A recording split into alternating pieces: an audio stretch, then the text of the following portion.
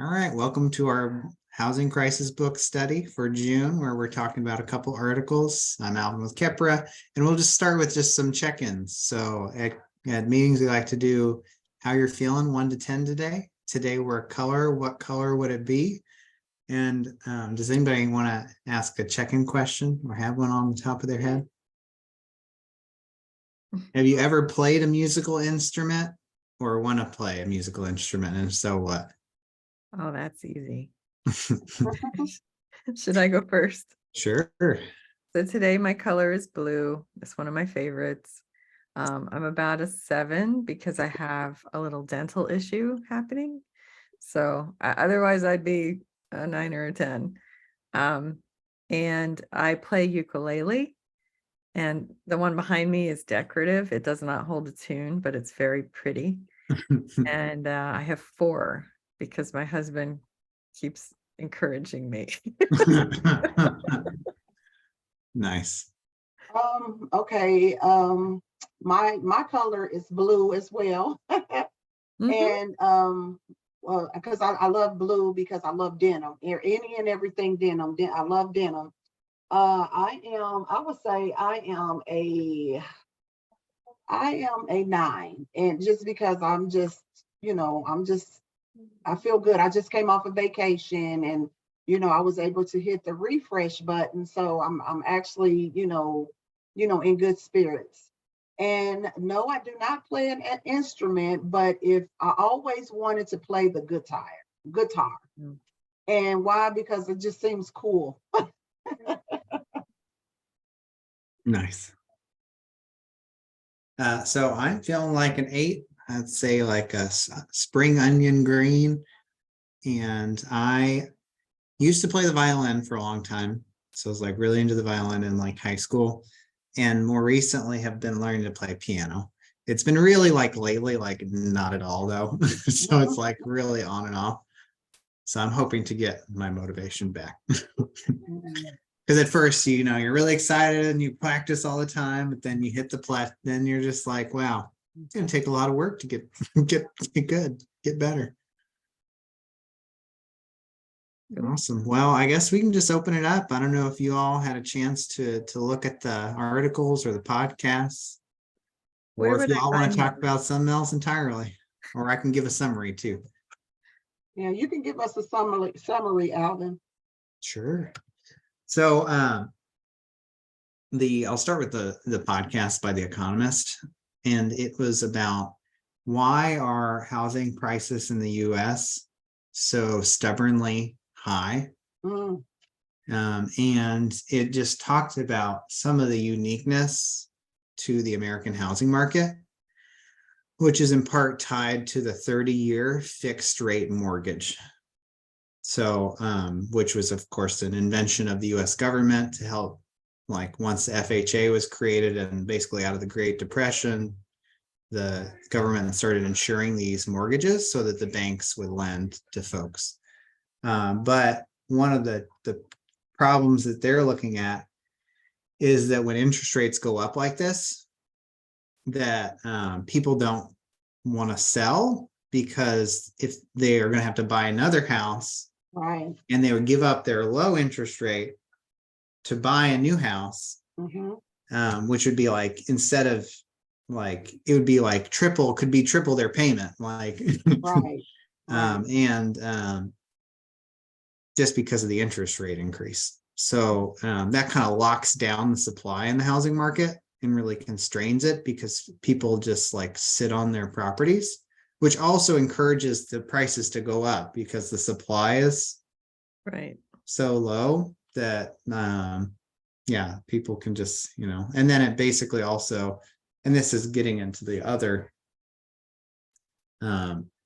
article, which was in the New York Times, which it's like a reporter who is trying to understand the housing crisis in the US and just getting really depressed. So she started looking at like other countries around the world and what they've done, and seeing like, what there are other solutions out here. And she looked at a couple of places, but the one that she really highlights and dug into was Vienna, Austria, which took a very different course historically than the US. So the US in Austria, let's say in the 1920s and 30s during the Great Depression, had similar economic problems and housing problems, very like poor housing conditions and like people not having work. Instead of investing in the mortgage side, Austria, or at least Vienna, which was like at that time controlled by like socialist party, built a lot of housing. They built 65,000 units of housing, which they call the Gemeindebauten, I think is what it's called, which were these kind of public housing projects. But in Vienna, it's not kind of like public housing in the US. It's a majority of residents qualify for public housing.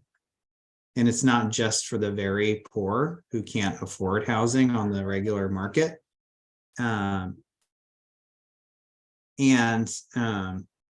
Basically, the people are paying a way smaller amount of their income toward housing. Like in the one example, like this woman who was like a teacher and her husband is an accountant, like they paid like total 3% of their income toward housing. Oh, wow. Because of these different policies. So they invested in basically construction rather than providing mortgages to people to buy houses. Mhm.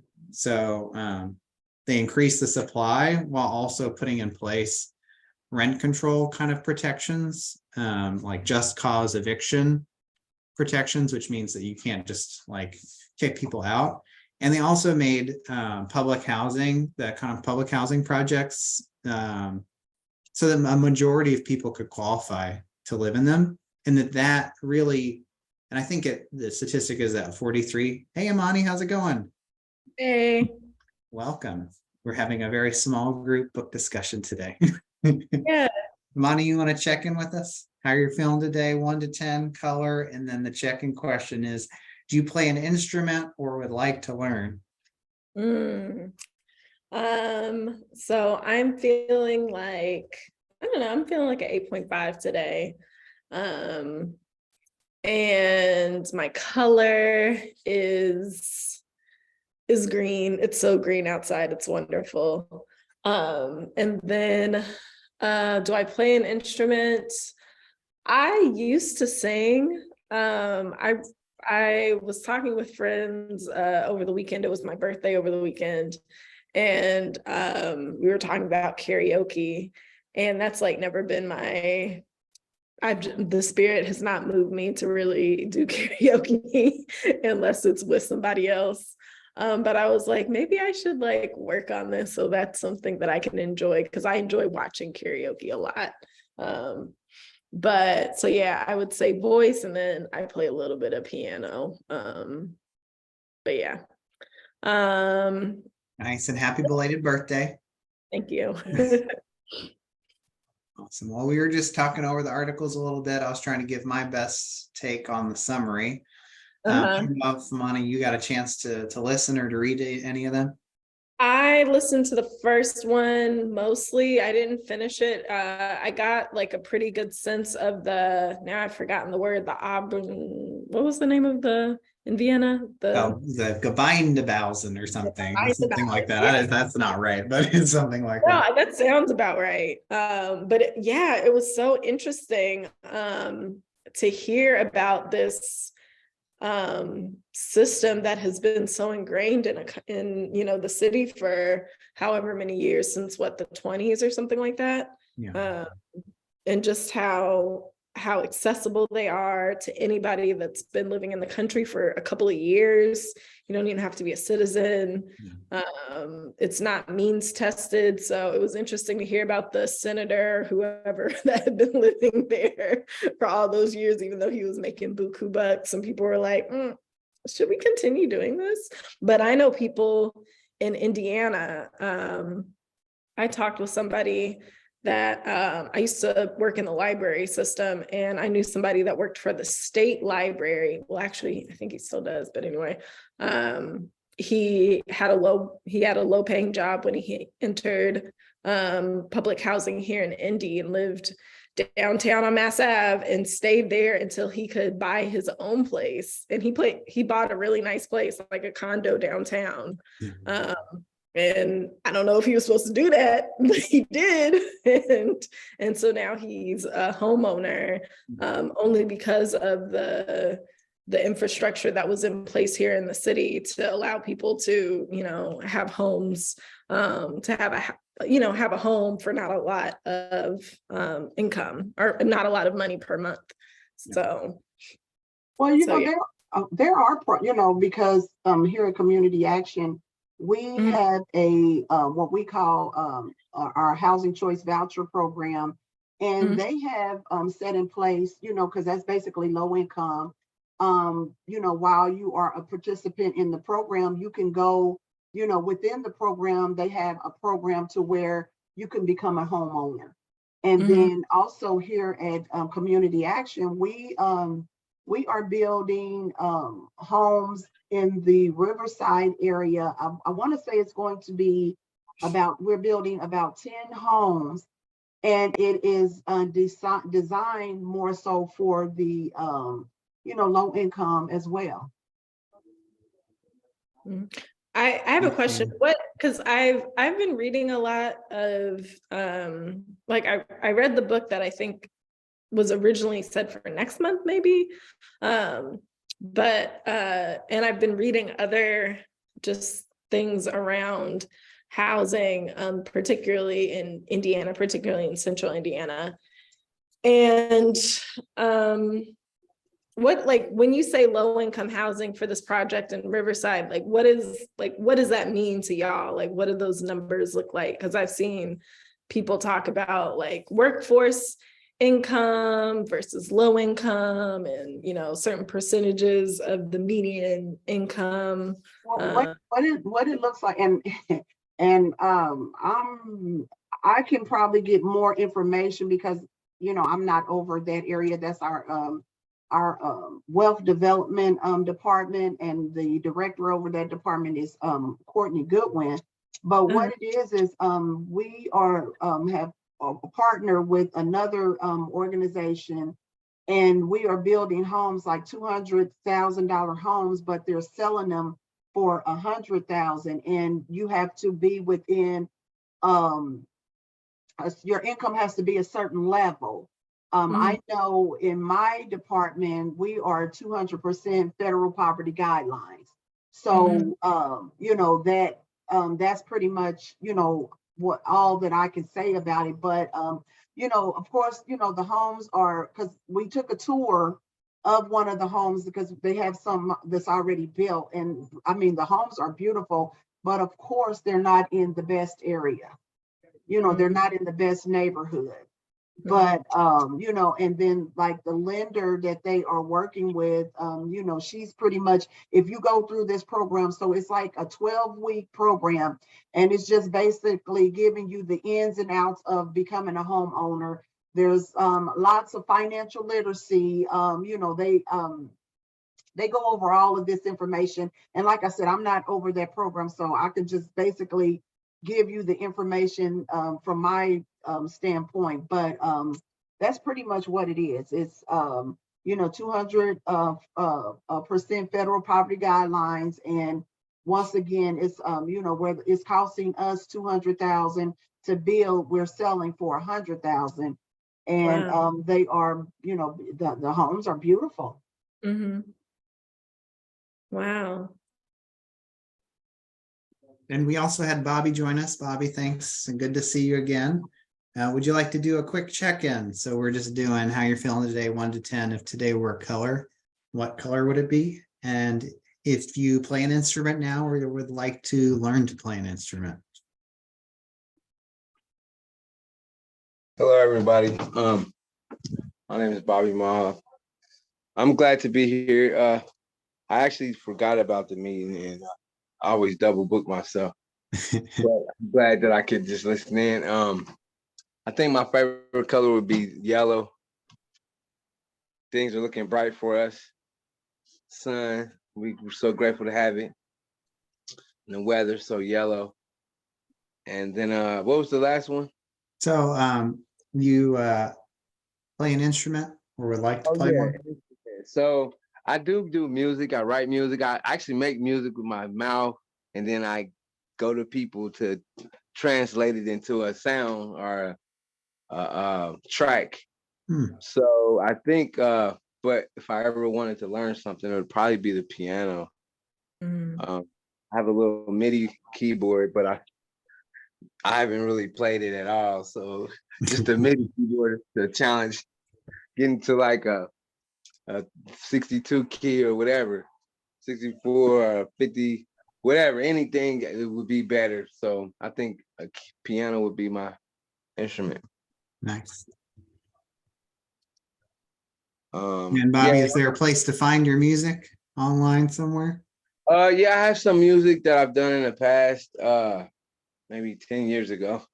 It's Okay. in SoundCloud. If you look up the word Bobby Clear and Vision, you'll see a lot of the music I used to, but I got all kind of music, you know, I can relate to any genre. That's me, but I'm really here just to continue to grow my understanding in regards to the housing crisis and participate in the, you know, we call it gentrification, but for me, I'd rather gentrificate my people with buying it property, just the way to look at it from a positive perspective.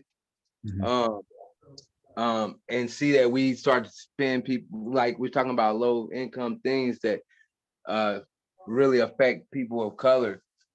But I think if we really work together, that could be the way we allow ourselves to redevelop this structure that's been centered around, you know, color. It can continue to, if we're going to use color as the base to gentrify, right? Then we have to start utilizing the colors that haven't been used, right? And we have to help these colors participate and teach them how to participate. So it won't, then the leverage would be, is it still called gentrification or is it called participation? With the mindset to know how to participate. So to come into calls like this, to learn how to participate, is so important for our people because we don't have this knowledge, you know, and this knowledge is the key to really success and wealth and to really understand what the game is, you know. So I think when we understand the game and the things that we're learning here, we can come together with our ideas and really utilize it. And, you know, I've been listening to all these different speakers that's been on here that are doing that, you know. So it's an amazing experience to be able to be a part of this group. And yeah, and every time I can join, I'm happy to listen and receive Glad what's you could good. join us, Bobby. And Bobby, I don't know if, and again, no pressure if you haven't, did you get a chance to, and Dana, thanks for joining us. We appreciate it. We know you got to hop off. And if, I don't know if you got a chance to listen or read any of the articles that were sent out. I've listened to, I don't think in the past, I haven't listened to any fresh stuff that you sent. And that's, anyway, I'm just Okay, no worries. I was just giving a summary with Amani Phil. And I'll just build off of what Amani said too, which was that like when people have more money, just like one of the articles was about Vienna and how on average they're spending like 3%, like 5%, 3%, 5%, 8% of their income on housing, rather than like more than like 30, which is what the US, like a lot, like I think in the US over half, I think they said 49% of renters are cost burden, paying more than 30% of their income on housing. And so many people are paying like 50%. Yeah. And that basically prevents people from being able to save money to buy their own house, pay for education, pay for good like food, just invest in their own business and in their own community and family. And that, and I would argue, and this kind of goes back to the history of why things rolled out how it did in the US, which was that think that there was like that 1934 act where it created this like administration to buy up the distressed mortgages and basically create the Federal Housing Administration, which created the fixed rate 30-year mortgage, which in some ways was about distancing the US from communism and socialism, and instead trying to get people to become homeowners as a way to have people be more invested in the idea of personal property. So that was kind of the difference between Vienna and the US. The US said, no, we don't want to do this social housing. We want to do individual home ownership as a way to advance a certain like kind of political point of view.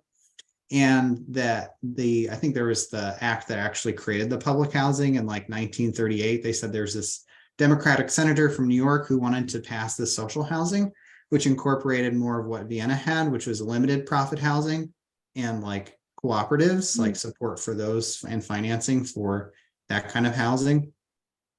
But the real estate interests and lobby like created like 5 amendments that killed it, which was really making it so it was only available for the very poor, limiting the construction costs, what they could spend on construction, which meant it was poorly built, not just poorly maintained, but poorly built in the beginning, eliminated the support for social housing and cooperatives and limited profit.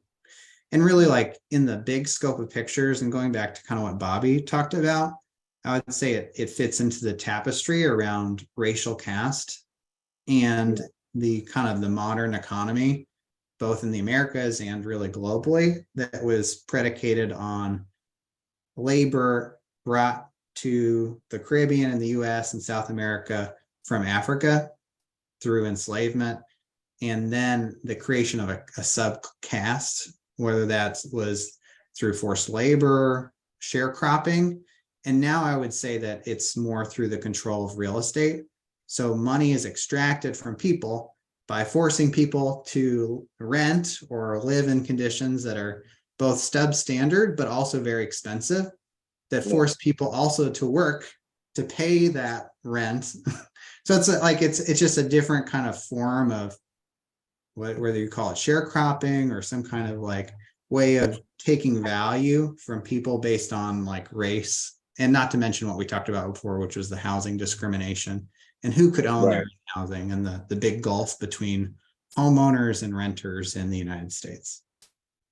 One thing that I found really interesting was that the whole concept, like here, because of everything that you said, like the history of racial caste in this country and how that's been exploited to divide and kind of put people in different economic layers or whatever, is that here we now think of home ownership as the main, like what Bobby said, like we think of owning a home is like the main pathway towards building wealth, and how that's not the case in other countries. Like when I was listening to the podcast, maybe like the middle of the one talking about the social housing in Vienna, and how, you know, you can be grandfathered in or grandmothered in, as the one senator was, but how when your housing is taken care of and it's not, and it's constant, it's not something that you have to constantly apply for, it's something that you can stay in forever how long. Why does that sound weird? Anyway, no matter how long you want to stay, and you're only paying, you know, less than 10% of your income.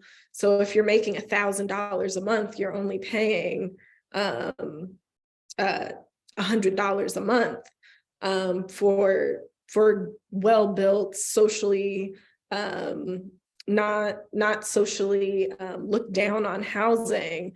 You have all of these other things that you can do with your money that you can invest in other things, that you can afford a type of lifestyle that here in this country we think of as being, you know, like the one woman that was like, you know what, I'm an artist.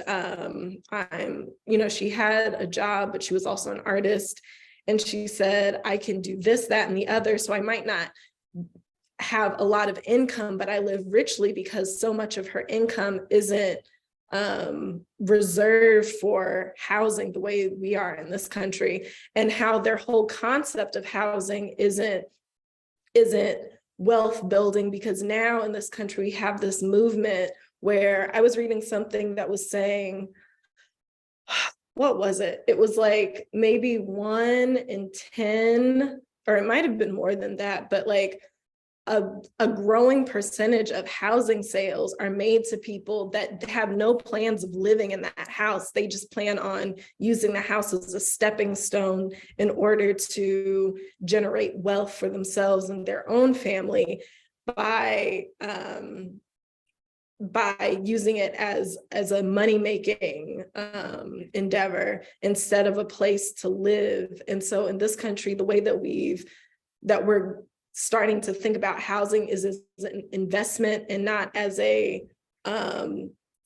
integral part of just people's lives, that everybody is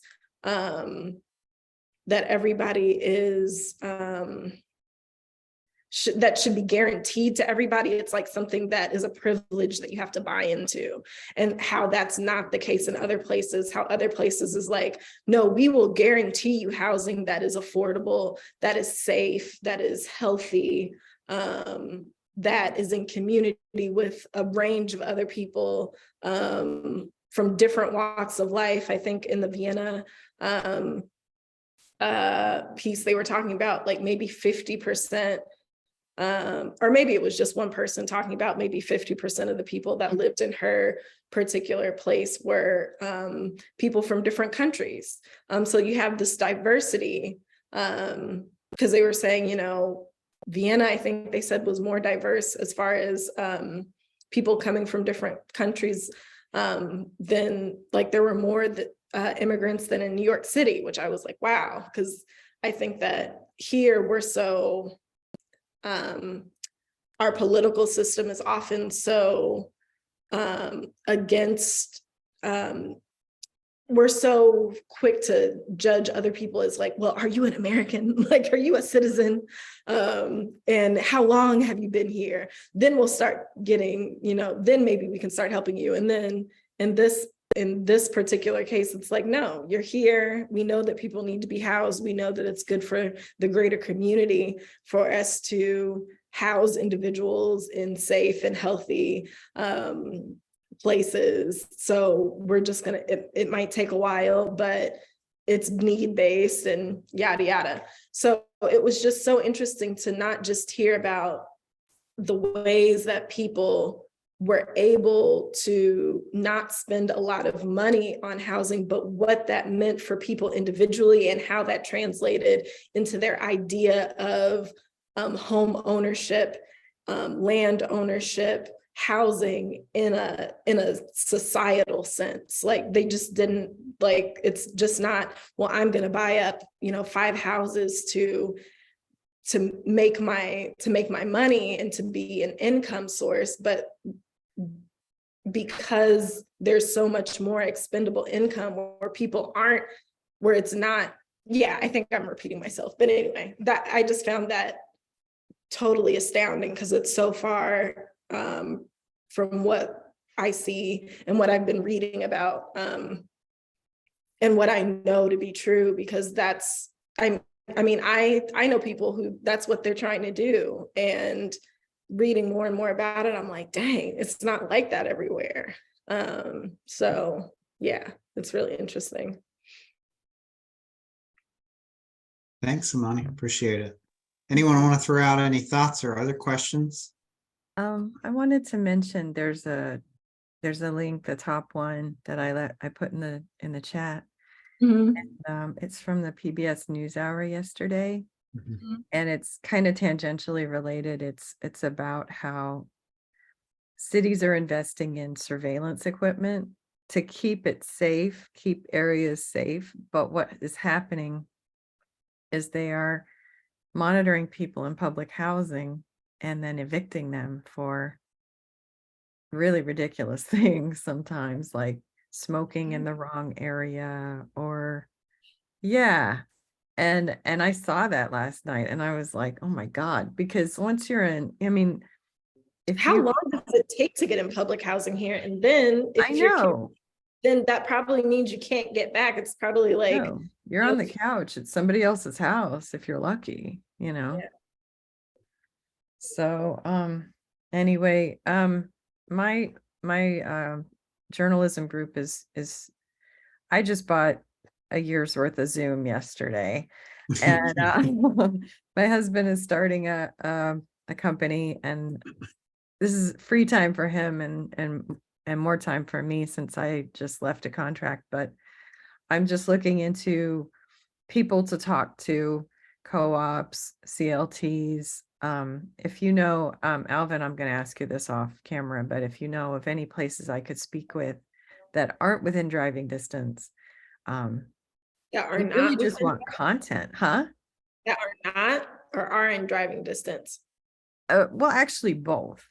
But what we really want to do is get the word out about these things, because it's looking like we're going to have a recession. We're already having a lot of inflation. We're having a lot of financial problems right now.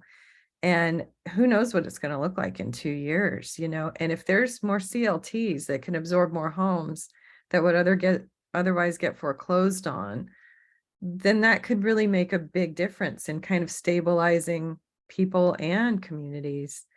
And, you know, Yeah, I was thinking when the lady that hopped off was talking about the housing that was being built over in Riverside, Mhm. that was being offered at a reduced price. I think every time I hear about like place, it's so interesting, like after reading something like about a new idea or something, like how it kind of trains your brain to be like, whoa, why don't they do this? But like, you know, how we offer housing at, you know, we have subsidies for first-time home buyers or programs that allow people to buy houses at a discount. But then after those people move, how that housing price usually is still at the market rate, which we've seen for a number of reasons is continuing to increase because of like corporate buying of houses, but also just like using housing as investment pieces, which drives up the cost of housing for everybody, which helps those that have a stake in the market, but those who are still trying to become home buyers, which are predominantly who are predominantly in that case are low-income folks, Black and brown folks who are trying to get into home ownership. It's becoming increasingly difficult for them to do that, even in areas where it's not considered a good area, where it's considered, you know, not a good neighborhood or whatever.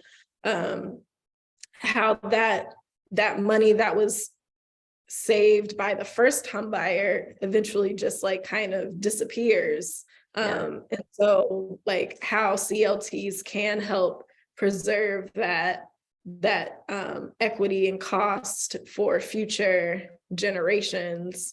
But I know that, like, I'm sure you already know about the Indiana, the CLT program that Alvin has like presented with and stuff like that. But yeah, it's just, I don't know, like, and now when I hear stuff about like, oh, we're building housing here, I'm like, but is that ecologically like the smart thing to do? Like, I don't know, like all, and how we know that we don't have like mixed use housing and stuff like that.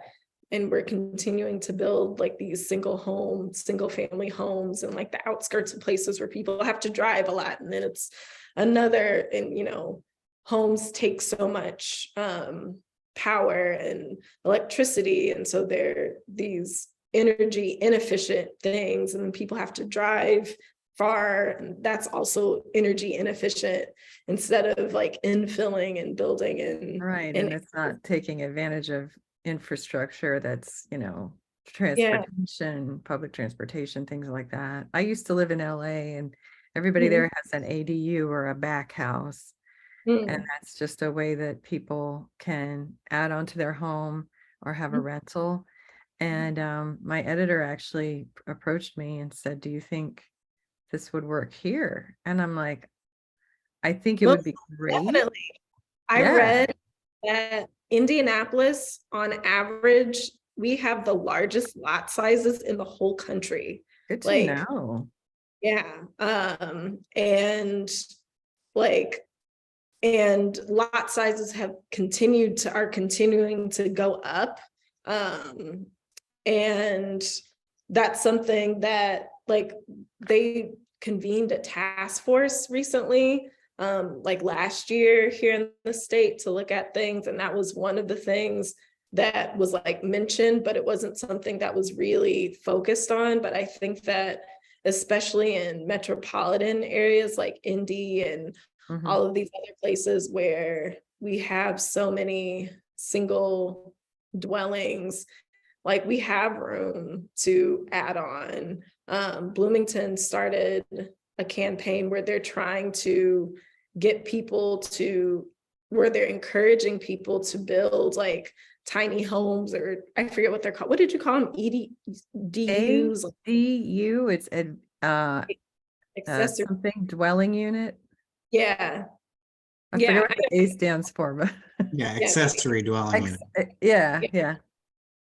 yeah. But And Indianapolis does allow them, so any single family home can have an ADU okay. as long as it meets certain things.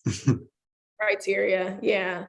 But it's just so interesting, like, but like Bloomington, like I still get because I used to live in Bloomington, and for some reason I haven't stopped the emails that I get from the city of Bloomington. So I hear about like all of the little, like, I don't know, like boards and like Mhm. construction projects and stuff that are going on in the city.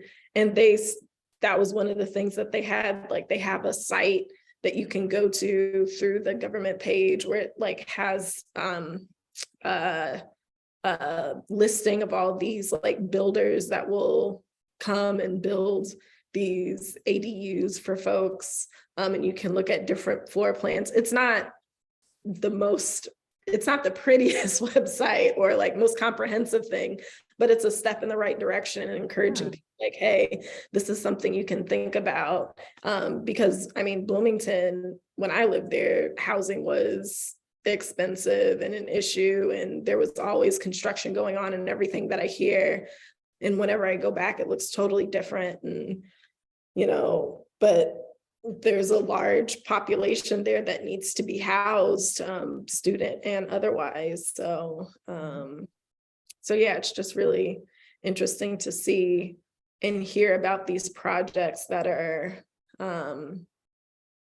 well intentioned. I think that like so many people are trying to work within the system that is in an imperfect system and was built not to be, the best, but as we've learned to, from the podcast, it was built as an alternative to what was seen as too socialist or communist, like as a alternative to that, not because it was necessarily what worked best, but because we didn't want to do that. And so it's just interesting to see how that plays out in different places, how like you look at a place that had a totally different trajectory and where they are, and then looking at where we are as a country and as a society and how we think of housing being so vastly different. So yeah.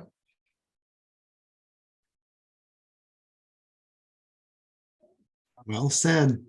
Bobby, I saw you unmute a couple times. Did you want to add anything in? If not, no pressure.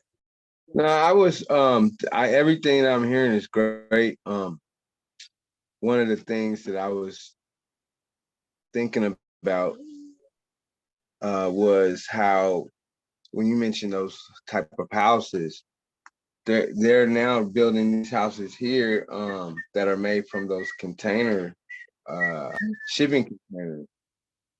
And I would think that these houses would be a little less expensive, right? But they're still going for like the average price that they're selling it now. A house has been here, or they just built on the ground. So, I think, you know, everything is still the same. It's just an illusion with these inflation, you know? So it's like, how do we get rid of that? You know, and that's what I think we gotta focus on, or how do we figure out um, you know, to simplify things and not make things so difficult for people that are losing their properties and losing their, you know, their life's fortune, if that's what they're using as their leverage for, you know, income or you know, a legacy or whatever. You know, it should be, it's ways to protect you, and I think we have to make that more accessible, and ways that we can put ourselves in a position where we won't, you know, these things that we see happening won't happen to the average Joe, because we're learning it too. And it's, you know, it's sad to see people, the homeless people that you see now just from 10 years ago now, you know, a lot of it is from just small, simple things that could have been easily learned at a Zoom call, you know, Yeah, or I a small thread. So, you know, yeah, go ahead. yeah, so I've been doing work with the OPHS, the Office of Public OPH, the Office of Public Health and Safety, and like Right. learning about all the different kind of like departments that are under that office. Like there's one on people that's targeted at helping organize and connect resources that help people that are experiencing homelessness. There's a task force that goes out into the community and helps mentor people that may not have like positive figures in their lives, like, and just helps them just stay on track and with day-to-day kind of issues. If you know they've had trouble with the law, or you know need help with education related things, and they're like all of these little things that are big things, like it's all within this one office. It's kind of like, I think they're trying to build it as a alternative to trying to divert people away from the criminal system. But how all of those things, and there's also you know, food justice and stuff like that, but all of these things that weigh on people when you are spending so much money towards housing, when you are spending so much of your income on food, and then you know what are people left with, and our society being a capitalistic society, it thrives on people having expendable income. And so when I think that when we see like, you know, this increased these increased cases of people that are dealing with houselessness and mental health issues, so much of that just comes from the stress of just not having enough money, and you know just being cash strapped, like so. And so that's why we have people that are like trying to invest in housing, but then that whole loop. So I don't know.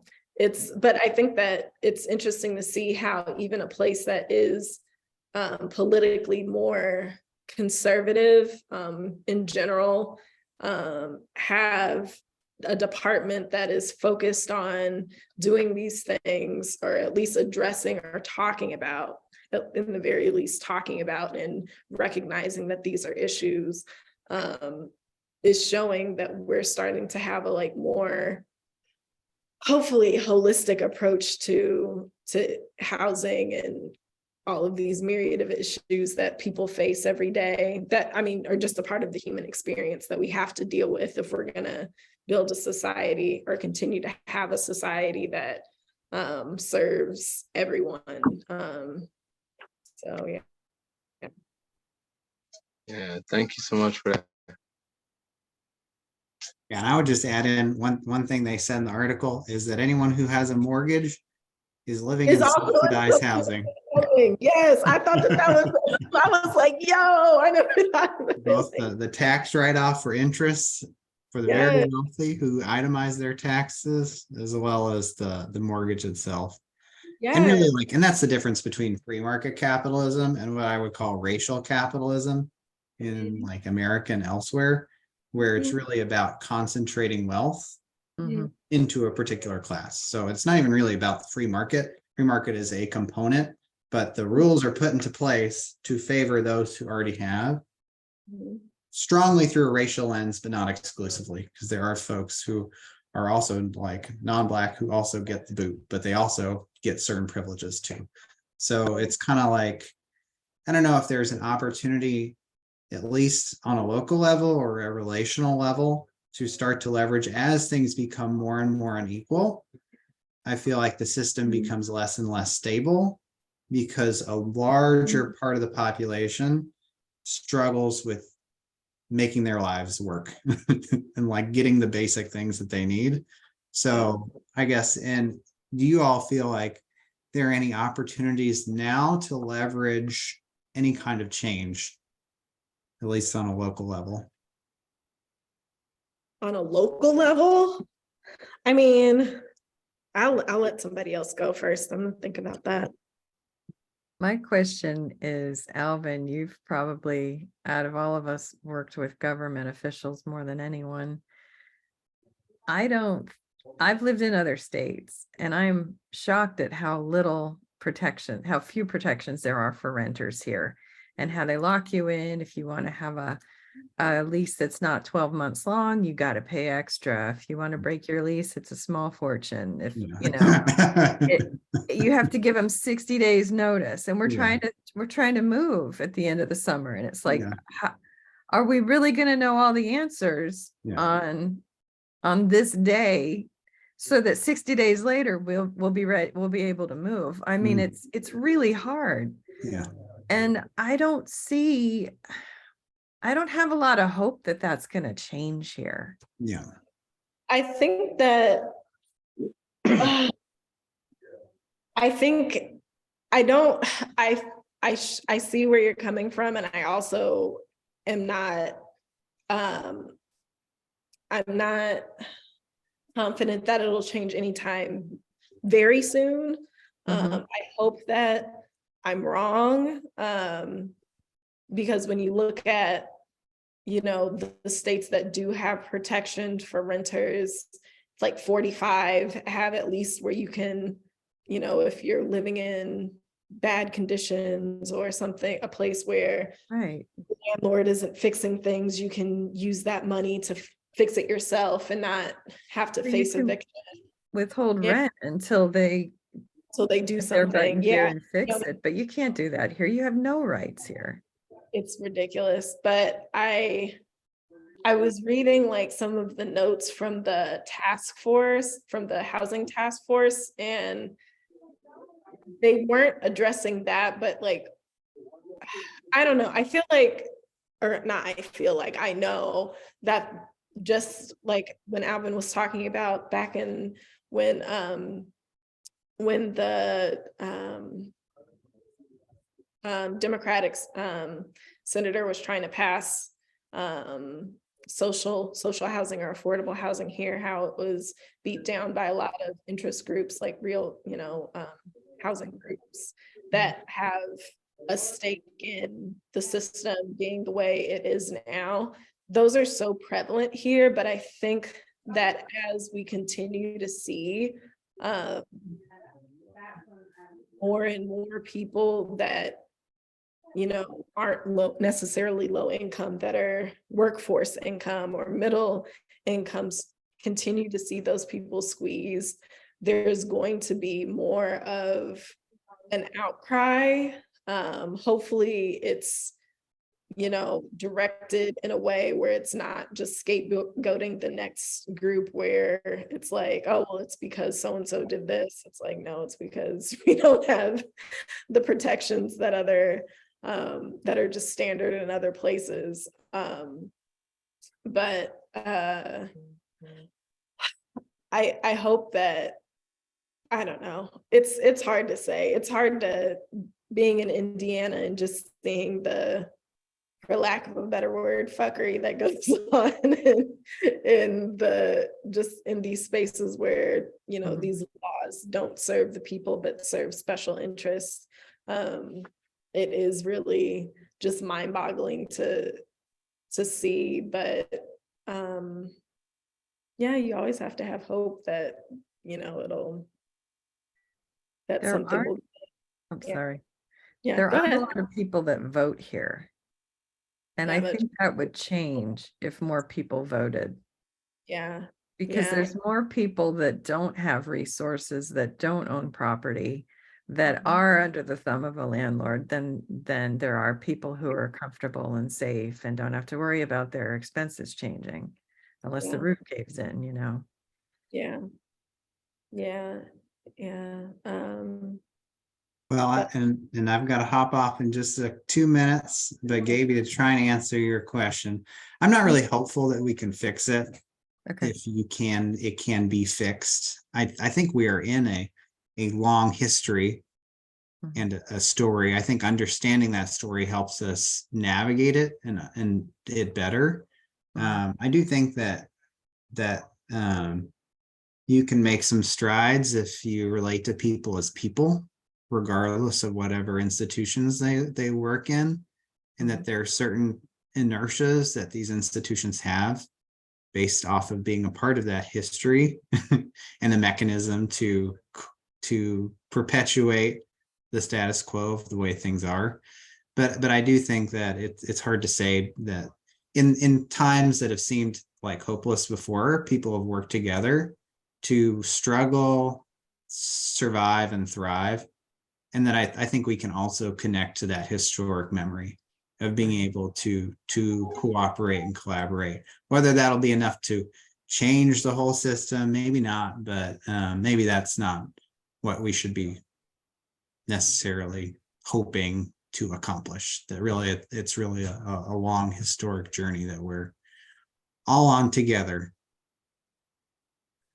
Fair enough. Bobby, any final words?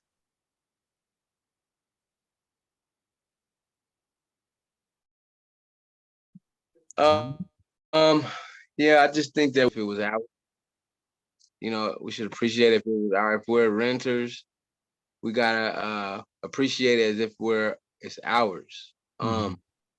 If we're the landlord, we gotta appreciate the tenants like we are to our own properties, you know. And I think when we talk, I mean, you know, when it's that close of a relationship, but when it's like mostly corporate everything, then we have to work as a unified voice to help, you know, these type of shady, you know, 501c3 or you know, incorporation or LLC. We gotta teach them that, you know, if you don't practice properly landlordship, then we can, you know, fight back and let you know that it's just not an isolated issue. It's a issue that's a community issue. And when it's isolated, it's isolated. So we have to understand how to do things. It's just like you said, it's just information. You know, the more information you can access to that can protect you, the more you'll be in a better situation than the person that don't think that Mhm. that's important. You know, and it continues to push you along in a way that maybe sustains you, but the person that's not taking the advice, they continue to look for a reason to not do the dirty work, which is learn and move and grow and produce, you know, protect yourself. If you're a landlord, I mean, if you're a tenant, you're supposed to have renter's insurance. So if something happens and something get tore up, this is why you got to use that, you know. Um, so I think we got to understand both sides, but we got to make sure the people that are doing it through corporate understand that we're not just a bill that they like to pay off, you know, or whatever. We're real human beings, and we have a lot of things that we're responsible for, you know, not just to make sure your pockets are paid, but that's a big aspect because that's the contract we've submitted ourselves under. It's the contract. And these contracts are shady. Every last one. We shouldn't even be paying rent, period.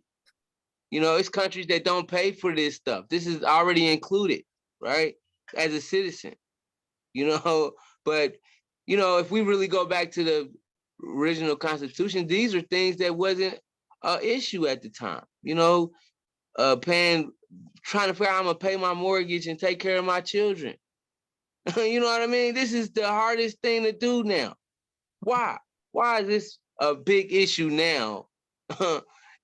Because we were getting away from something that was really important in the beginning, which is we wasn't thinking in the money terms. We were thinking in a unity and family, and it wasn't about that. You know, now we're into so much, you know, how can I leverage and process people, you know? So I think we have to continue to help grow and learn with these terms, because the more they keep making laws and this, it just create more terminology for us to have to figure it out. And it's confusing, you know? So, but anyway, thank you so much for the call Yeah, tonight. thanks, Bobby. Well said. And thank you all for joining. We will look forward to more conversations forthcoming. And All right. Amani, we'll get you on the calendar to share some of the stuff from Fixer Upper too. We want to make sure that we give you that opportunity to educate us. All right. You all have a good rest of your day. All right, Thank you. too. It's Bye wonderful now. meeting you. Thanks, y'all.